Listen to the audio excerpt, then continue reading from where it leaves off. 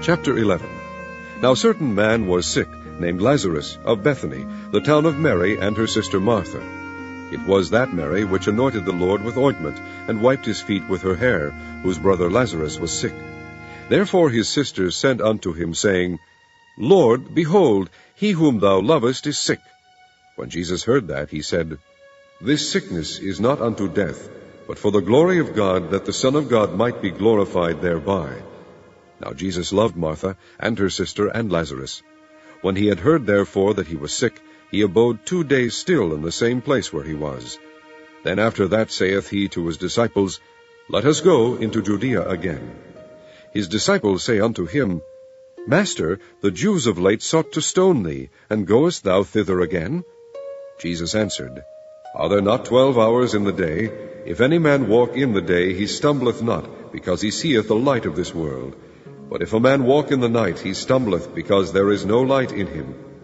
These things said he, and after that he saith unto them, Our friend Lazarus sleepeth, but I go that I may awake him out of sleep.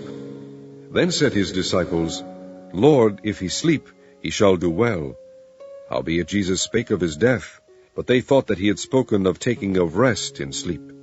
Then said Jesus unto them plainly, Lazarus is dead, and I am glad for your sakes that I was not there, to the intent ye may believe. Nevertheless, let us go unto him. Then said Thomas, which is called Didymus, unto his fellow disciples, Let us also go, that we may die with him. Then when Jesus came, he found that he had lain in the grave 4 days already. Now Bethany was nigh unto Jerusalem, about 15 furlongs off, and many of the Jews came to Martha and Mary to comfort them concerning their brother. Then Martha, as soon as she heard that Jesus was coming, went and met him, but Mary sat still in the house. Then said Martha unto Jesus, Lord, if thou hadst been here, my brother had not died. But I know that even now, whatsoever thou wilt ask of God, God will give it thee. Jesus saith unto her, Thy brother shall rise again. Martha saith unto him, I know that he shall rise again in the resurrection at the last day.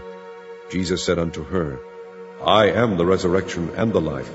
He that believeth in me, though he were dead, yet shall he live. And whosoever liveth and believeth in me shall never die. Believest thou this? She saith unto him, Yea, Lord, I believe that thou art the Christ, the Son of God, which should come into the world.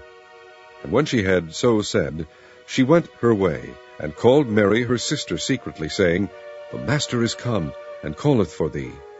As soon as she heard that, she arose quickly and came unto him. Now Jesus was not yet come into the town, but was in that place where Martha met him.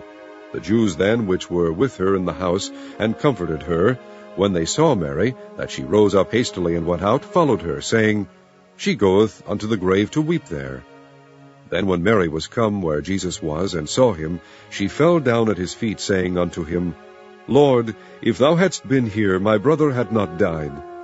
When Jesus therefore saw her weeping, and the Jews also weeping which came with her, he groaned in the spirit, and was troubled, and said, Where have ye laid him?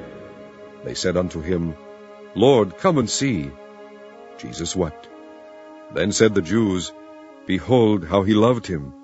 And some of them said, Could not this man which opened the eyes of the blind have caused that even this man should not have died? Jesus therefore, again groaning in himself, cometh to the grave. It was a cave, and a stone lay upon it. Jesus said, Take ye away the stone. Martha, the sister of him that was dead, saith unto him, Lord, by this time he stinketh, for he hath been dead 4 days. Jesus saith unto her, Said I not unto thee, that if thou wouldest believe, thou shouldest see the glory of God? Then they took away the stone from the place where the dead was laid. And Jesus lifted up his eyes, and said, Father, I thank thee that thou hast heard me. And I knew that thou hearest me always. But because of the people which stand by I said it, that they may believe that thou hast sent me. And when he thus had spoken, he cried with a loud voice, Lazarus, come forth. And he that was dead came forth, bound hand and foot with grave clothes, and his face was bound about with a napkin. Jesus saith unto them, Loose him, and let him go. Then many of the Jews which came to Mary, and had seen the things which Jesus did, believed on him. But some of them went their ways to the Pharisees, and told them what things Jesus had done. Then gathered the chief priests and the Pharisees a council, and said, What do we?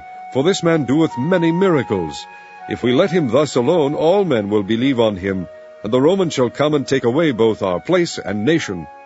And one of them, named Caiaphas, being the high priest that same year, said unto them, Ye know nothing at all, nor consider that it is expedient for us that one man should die for the people, and that the whole nation perish not.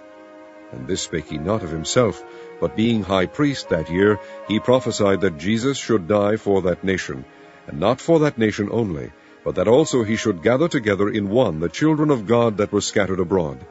Then from that day forth they took counsel together for to put him to death. Jesus therefore walked no more openly among the Jews, but went thence unto a country near to the wilderness, into a city called Ephraim, and there continued with his disciples. And the Jews' Passover was nigh at hand. And many went out of the country up to Jerusalem before the Passover, to purify themselves. Then sought they for Jesus, and spake among themselves, as they stood in the temple, What think ye, that he will not come to the feast? Now both the chief priests and the Pharisees had given a commandment, that if any man knew where he were, he should shew it, that they might take him.